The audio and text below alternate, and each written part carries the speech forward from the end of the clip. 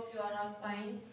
जैसा कि जमाए तो आप लोग जानते हैं, आप लोग को मैंने वक्त की पाबंदी चैप्टर की रीडिंग करवा दी हुई है, ठीक है।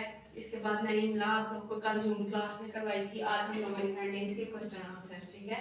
आप लोगों ने सबसे पहले अपनी कॉपीज ओपन करनी है। कॉपीज ओपन करने के बाद आप लोगों ने जमात का काम रेडी करना है। फिर आप लोगों ने डेट लिखनी है।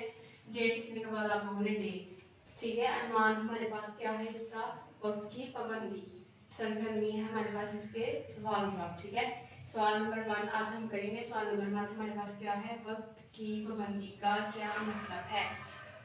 अच्छा, इसका जवाब क्या है हमारे पास, किसी काम को मुकर्रर वक्त पर करना वक्त की पाबंदी कहलाता है। आप लोग को अगर कोई काम दिया गया हुआ है तो आप लोग उसको वक्त पर करें तो उसको क्या कहते हैं, वक्त की पाबंदी कहते हैं, ठीक है। इसी तरह क्वेश्चन नंबर 2 है हमारे पास, निज़ामे कायनात से वक्त की पाबंदी की कोई मिसाल दें, ठीक है। आप लोगों ने रीडिंग की थी, उसमें मौसम की भी मिसाल थी, सूरज चांद वगैरह की भी मिसाल थी, फलों फूलों की भी मिसाल थी। हम इसमें से ये ले लेते हैं, ठीक है। इसकी मिसाल हमारे पास क्या है, सूरज और चांद अपने मुकर्रर वक्त पर तलू व गुरूब होते हैं।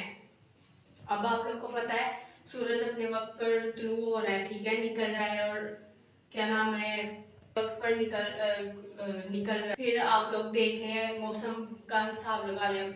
मौसम है तो क्या नाम है, अल्लाह ताला की मर्जी से आ जा रहे हैं, ठीक है। हमारे पास 4 मौसम होते हैं।